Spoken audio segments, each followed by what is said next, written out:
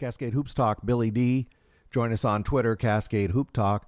Join us on our YouTube channel at Cascade Hoops Talk. Also, get the newspaper every day, CascadeHoopsTalk.com. As soon as the season starts, you'll be able to get all your NAI men's basketball stories there every day.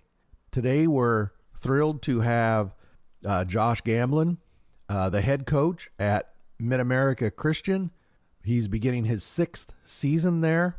In his first season as head coach for Mid-America Christian, Josh Gamblin made an immediate impact. He guided that team to the first ever NAI National Championship for that program.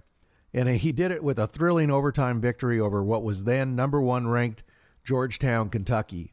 Coach Gamblin also at that point became the youngest coach at 27 years old in college basketball history to win a national championship at a 4-year institution.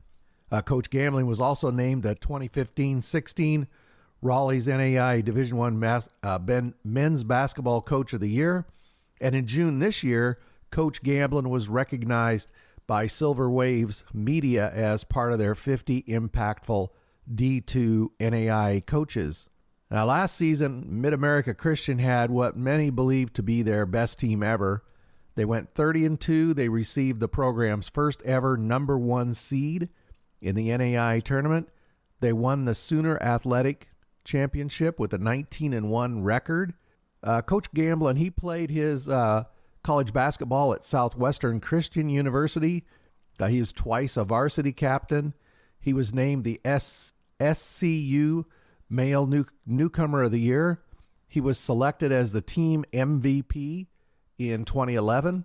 In addition, he was an ACCA Honorable Mention All-America, a Midlands Collegiate Conference All-Conference selection, and he was named Mr. Southwestern in 2011, and that's awarded to the student who exemplifies the values, traditions, and spirit of SCU.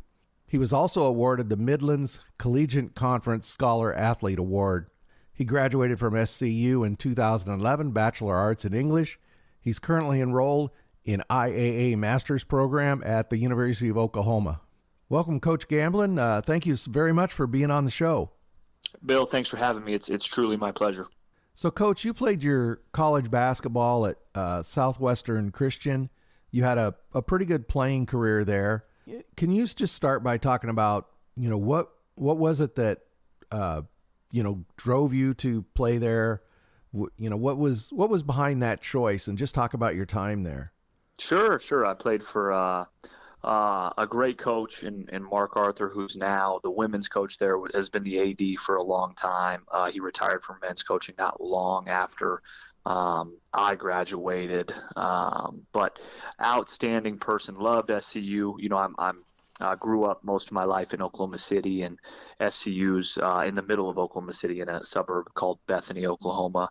It's funny you say I had a good playing career. It gets better every year. I tell our players all the time.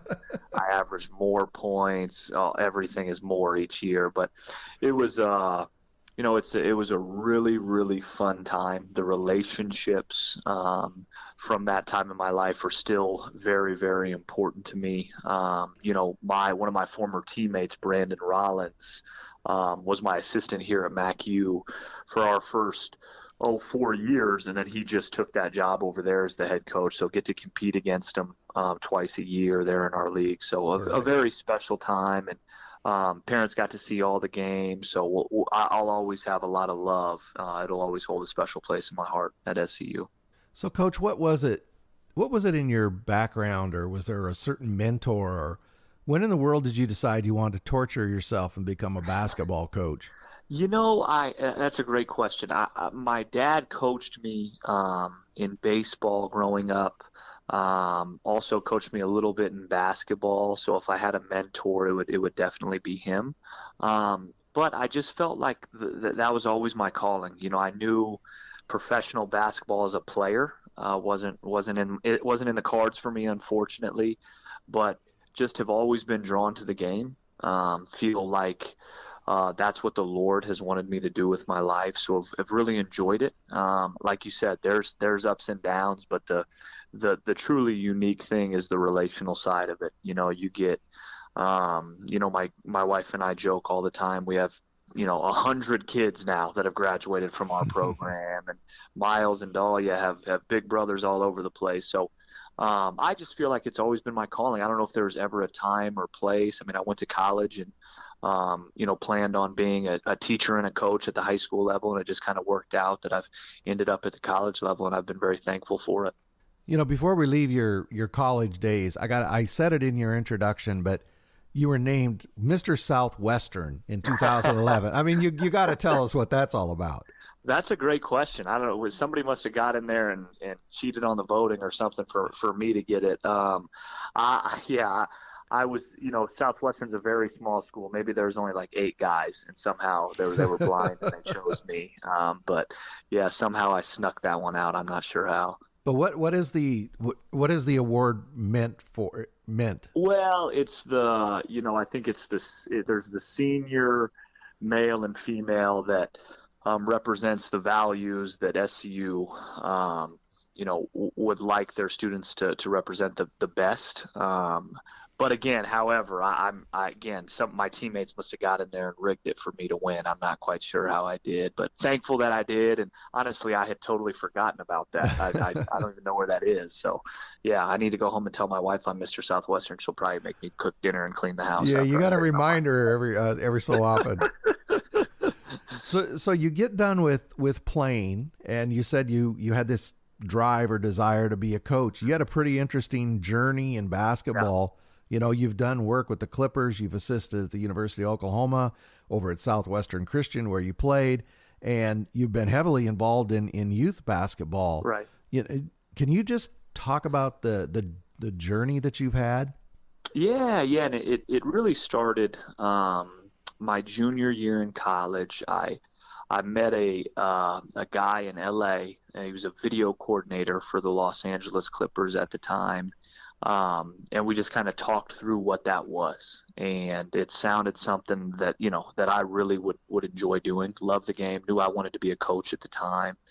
And so a little bit later, maybe it was late spring, early summer, going into my senior year of college, he sent me a list with all the emails and contacts of all the video coordinators in the NBA.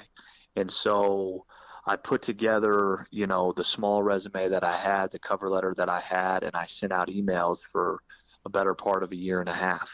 And so once my playing career ended, I actually started as an assistant at SCU. And that was during, I don't know if you remember, it was during the NBA lockout. There was no NBA games until Christmas. Well, I got a call early in October from Raman Spasato, who was the head video coordinator with the Los Angeles Clippers at the time, and said, "Hey, man, we have a spot. If you're interested, you need to get out here at this time." And I think I ran there that night to do it, Yeah. I ran from Oklahoma City. But so that's how I got started with the Clippers. Was an unbelievable experience. My wife and I, we got engaged right before I left, got engaged in September of that year. Spent the full year with the Clippers and Coach Vinny Del Negro, who was unbelievable to me. That staff was unbelievable to me, a lot better than they should have been to me, and still to this day are loyal and just very good to me, and I'm so thankful for that. But kind of at the end of that, my fiance and now wife and I decided, hey, for our marriage, we think it's better if I would come back home where she was still in graduate school and kind of start our life there. So I reached out to Quinn Wooldridge, who was at Southwestern Christian, and said, hey, I'm coming back. I'd love to be involved if you had any spots for me. And so at 23, 24 years old, I returned to my alma mater and coached with Quinn, who had really, for the first time in my life, taught me the ropes of college coaching and did so much for a young guy, put a lot of trust and power into a young guy's hands who really hadn't earned that yet. So thankful for Quinn in those 2 years at SCU, back at home. And then from there, and you mentioned it, there was a GA spot that opened up at the University of Oklahoma, and got to go there and work with Coach Kruger, Steve Henson, Scott Thompson, Lou Hill, Chris Crutchfield, Mike Shepard, who, again, just fantastic people. I think I do think people understand how great of a coach Lon Kruger is. I don't think, and I do think people know how good of a guy he is. I don't think they understand how high character he has. I mean, he's one of the best human beings I've ever been around. Loves his players, loves people. And so very thankful for my time with him as a GA. And you know this, at the Division I level, you're very limited on what you can do coaching wise. So it was really a unique time in my career where I had done some coaching. I had been at some unique places, but I got to sit back and watch, and take notes and listen and learn and kind of, think about, okay, this is my idea or my philosophy on how I would want to play if I had my own program, and got to challenge that against, in my head, of course, against some of the best to ever do it, and get to watch them. And so it was a very rewarding time for me. I feel like I learned a ton as a young man. And then kind of like you said, the job at MacU came open. There was a guy here, Coach Willie Holly, who had been here for 42 years, had built the program with his bare hands, and had done an amazing job here. I mean, just an amazing job. And again, is in Southside Oklahoma City. I'm an Oklahoma City guy, so applied for it, and thankfully I tricked him into hiring me, and we've been here ever since. So what was it that drew you to Mid-America Christian, Coach? What was the draw? What made you say that was home? Sure. I think the first thing is prayed about it. Just prayed about, hey, is this an opportunity that the Lord wants to see me in? Am I living in His will for me? I think is the first thing that comes across your mind. But obviously the next thing is the draw to be a head coach. I was 26, 27 years old at the time, so didn't know if I had any chance to get it. Hoped I did. But on top of that, I'm an NAI guy. Like you said, played at the NAI level. Mid-America Christian is right, literally not too far, 15 minutes down the road from where I played at. Knew a lot of guys that played here. And so there was a lot of familiarity with the area, kind of where I thought I wanted my career to be at, and was very fortunate to get the job. So very thankful for it. So you've been there at Mid-America Christian. This is your sixth season, is that correct? That's correct. I'm getting old quickly. I know that. So let's go back. Let's see if your memory works. Let's go back to March 2016.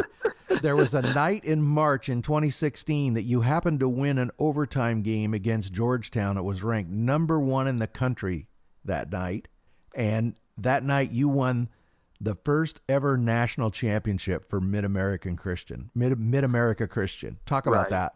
Yeah, it was a really special group of kids that very coachable, very competitive, just had a knack to figure out ways to win games. And we had a really good season, finished second in the Sooner Athletic Conference to Texas Wesleyan, who I think our guys that year and coaches in our league would tell you was, if it wasn't Georgetown, it was Texas Wesleyan, who was the best team we played all year. Mm-hmm. So I feel like the Sooner always prepares you for the national tournament. So as you prep, you know going in there each game is just going to be a bear, but also felt like, we were ready to play. And each game, I don't think we won. If you look at that run, I think just about every game was 1 or 2 possessions, but we were comfortable playing in those situations, that group was.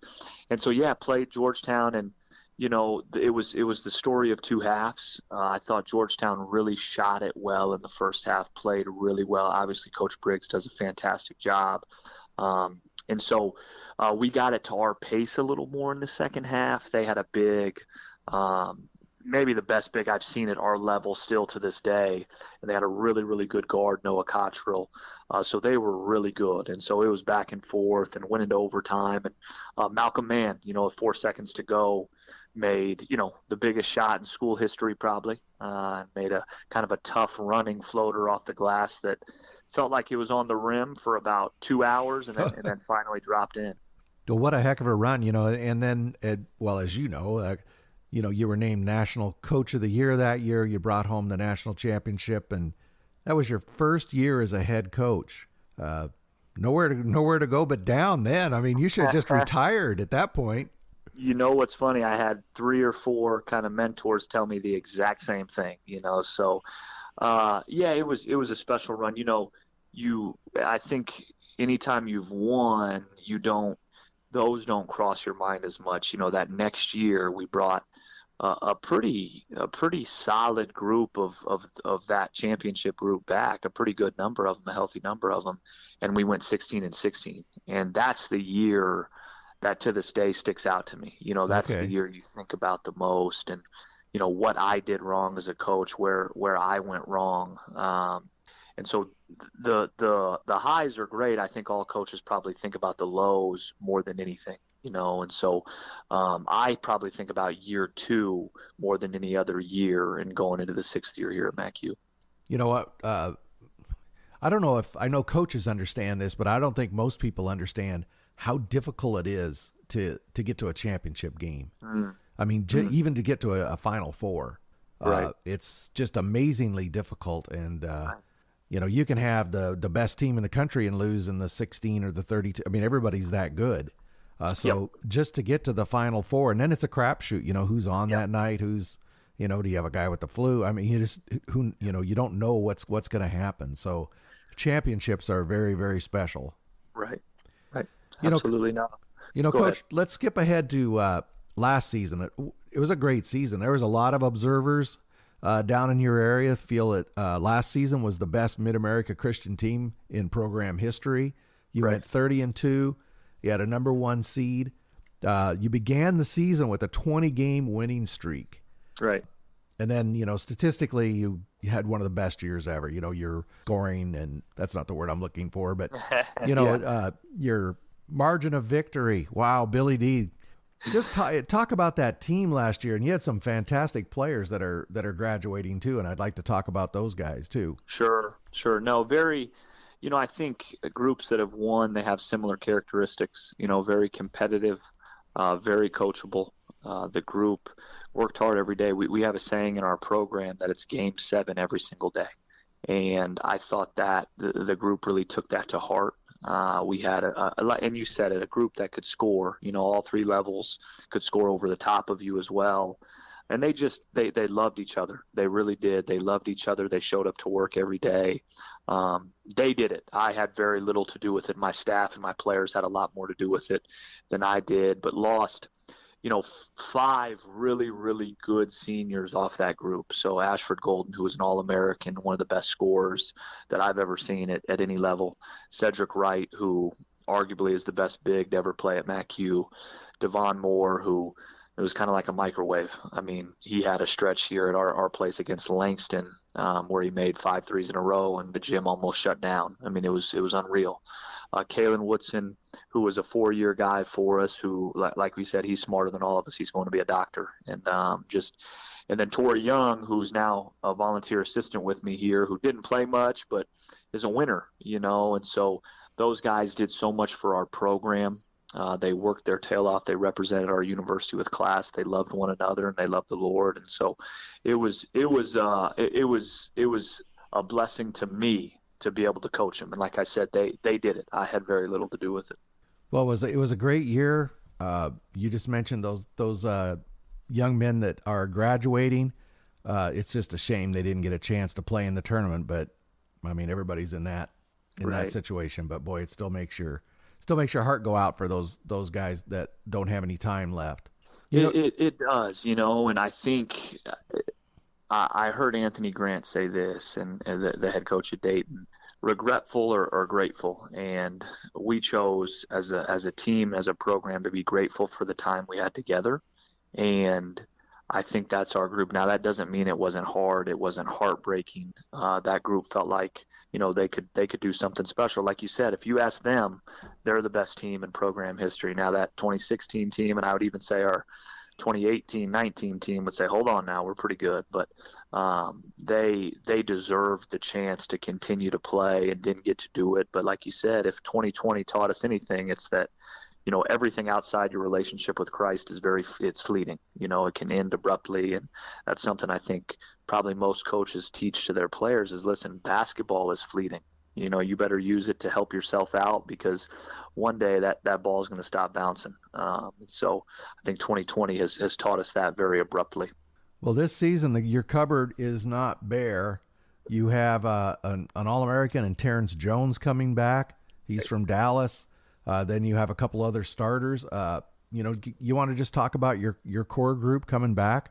Yeah, absolutely. We have, 6 guys who started games last year coming back, and a very competitive group. And we started practice the late September, and so we've had 2 weeks worth now, and it has been very competitive and very chippy, and they've really gotten after it. But Terrence Jones, like you said, was an All-American. He actually came off the bench for us last year, and so I think he's ready to step into a bigger role. He's worked really hard.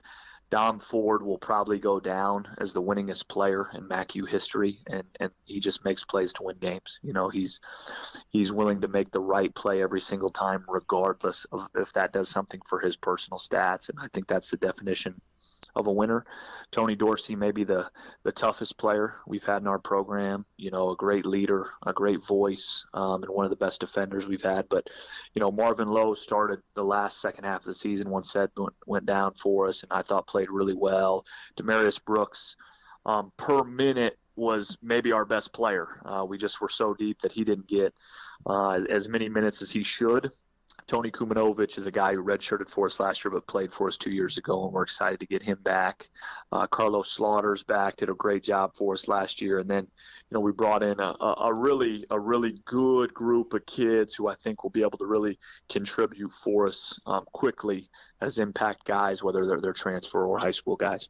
So, Coach, you have an amazing core group. You just talked about them coming back, but you've also brought in some terrific transfers. You want to talk about that group?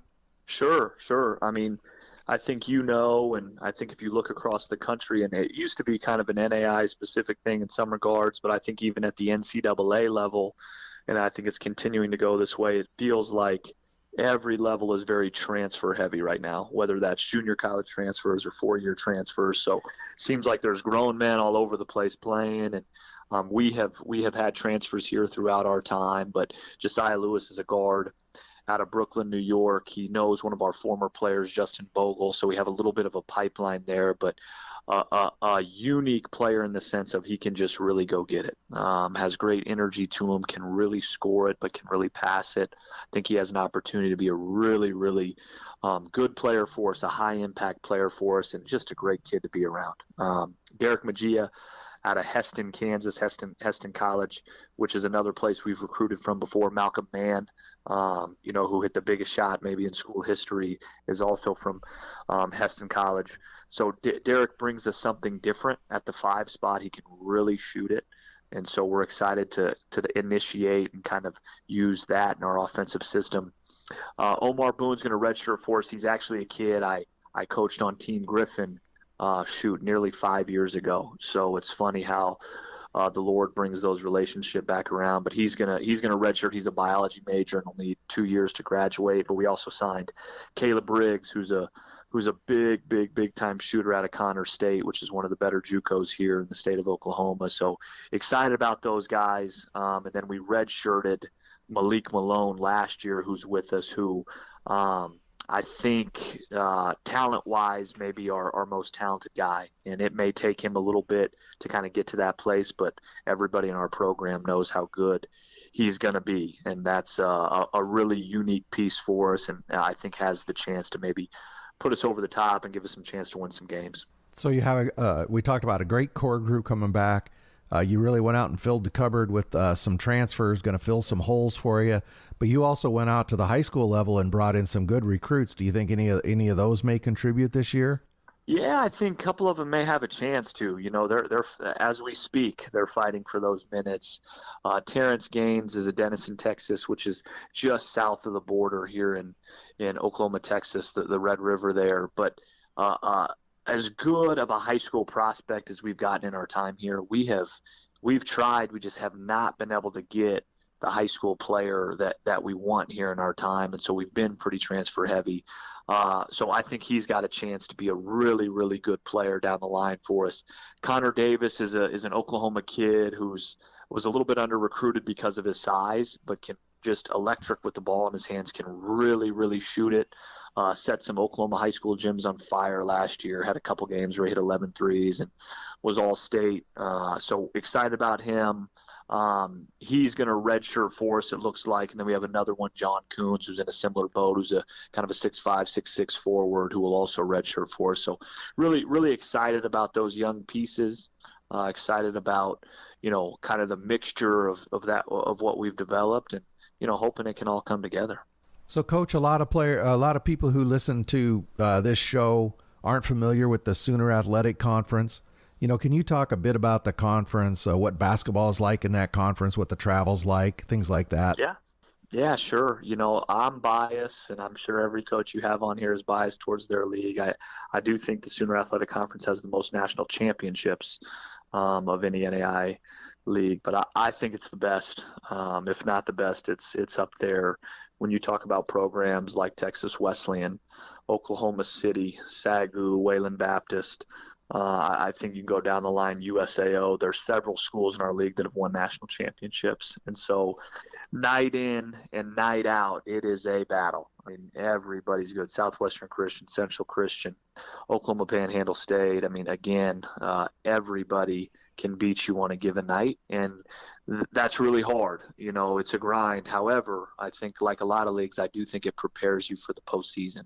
And so the travel is not terrible, especially if you're an Oklahoma team. We are Oklahoma, one school in Kansas, one school in Arkansas, and John Brown, who I don't know how much you guys know about John Brown, that they're one of the best teams in the country this year and were last year as well. They were 28-5 last year and bring everybody back, and I think they're as good as anybody anywhere. But so you're talking mostly Oklahoma, Texas, Arkansas, Kansas. That's where the league is at. So travel's not too bad, especially Oklahoma City schools. You have USAO and Chickasha, Oklahoma. We're in Oklahoma City, Southwestern Christians in Oklahoma City, and then obviously OCU. So it's not too bad at all. And I would be remiss if I forgot about Langston. Coach Stitt does a great job. I don't want any bulletin board material. They're really good and really tough, man. I think Coach Stitt does as good of a job as anybody. So I just, I'm biased, Bill. I really am. But I just think our league is as good and as deep as any league in the country. Well, I'm glad you went back around and cleaned that up, because the league's going to be tough enough without having a conference aiming or a team aiming for you. Right. Coach, can you talk a little bit about your basketball philosophy? And why don't we start with, offensively, whether you like to play fast, deep in the shot clock, just offensively, what do you try to achieve? What do you I think the really cool thing about our level is you're generally taking the best player available that also character-wise represents what you want your program to be about. So each year it's a little different. I think this year and last year we really want to play with pace and space, and I think you hear every coach in the country say that. What does that mean for us is we want to attack the defense before they're loaded up, before they're back in transition. We want to create, early paint opportunities which force long closeouts. And if we're forcing long closeouts, we feel like we have players that can win those closeouts but can also make the right play. So I think, initially we want to play early. If they slow us down, if it's a secondary break, we want to create wide gaps, which we think kind of lead to long closeouts. So we have a number of different kind of looks that we'll use to create, wide gaps, essentially to long closeouts. But we also, we really post up. We invert our offense all the time. We post our guards a ton. And it's so important that our bigs, can pass, dribble, shoot, because we want to post our guards and we want to, attack people in areas that they're not used to covering. So I think some of our top actions are things that when you go over your defensive checklist, okay, well, we don't cover that. Everybody's covering a single ball screen. Everybody has shell defense in. So we want to put together, an attack that attacks you in ways that you don't prepare for every day. Maybe you don't see all the time. And so that's kind of how we look at things, while also understanding, okay, this guy does this best. How can we incorporate that? Mm-hmm. This guy does this best. We need to incorporate that. And I think that's the really fun part. I think there's probably a limited amount of schools at any level that recruit to a system per se. You know, you have to kind of tweak it to your personnel each year a little bit. Yeah, absolutely. Absolutely. So what about on the defensive side of the ball? Are you a tough man-to-man, don't switch, or zone guy, or? You know, we have been predominantly man-to-man. We definitely have switched throughout our time, and I mean that in a man-to-man sense. We have always been 1 through 4 switch. You know, we want to take rotations and actions away, and we feel like the switch can do that. And we try to recruit tough guys that can guard 1 through 4, you know, and even, you know, in the best case scenario, 1 through 5. And I think you see that at the highest levels now. The Warriors kind of started that, you know, 4, 5, 6 years ago with, you know, Draymond Green at the 5, and they're switching everything and keeping everybody in front and saying, hey, if you're going to beat us, it's going to be over the top. And so 1 through 4, we switch. You know, we try to pressure the ball as much as we can without getting beat. We have a lot of pack line principles in what we do. We kind of tell our guys, listen, if we're pressing, you know, we're 94 feet up and we're getting after it. You can gamble for steals, and you can make your highlight plays, you know, in the 94 to 50 foot range.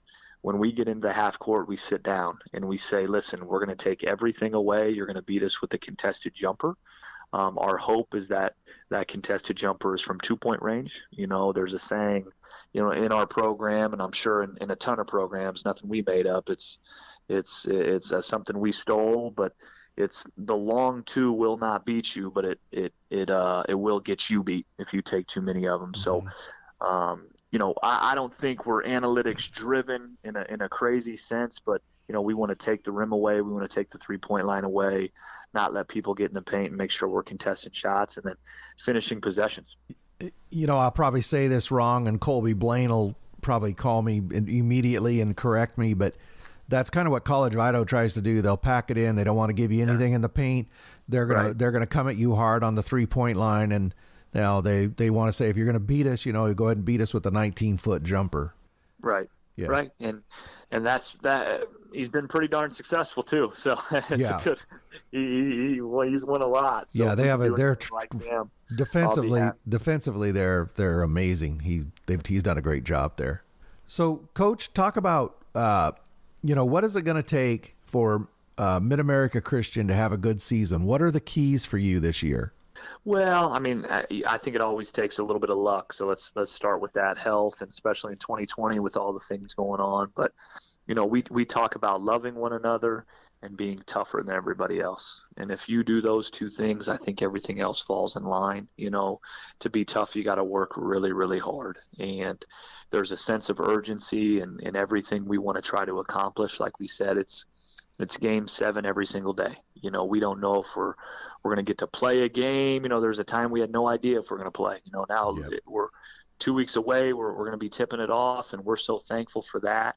But if we love each other and we're really stinking tough, I think we have a chance to be pretty good. What that means in our league, I have no idea. You know, we have a really fun non-conference schedule so far. Hopefully we get to play them, but you know, that the key game to that is we go down to LSU Shreveport and play Coach Blankenship's team. But then, you know, we're also playing 6 conference / non-conference games in the first semester against Sooner Athletic Conference teams. So, you know, early on November, we'll find out if we're any good or not. I can tell you that much. Well, it's almost time to toss the ball up. Like you said, we were all wondering if it was going to happen, but I'm getting more and more confident each day that it will. I want to wish you luck as you enter the season. And hopefully during the season, be able to get you back on a time or 2. Hey, Bill, I appreciate you so much. Truly my pleasure. Thank you very much, Coach. I appreciate it. Okay. Bye-bye.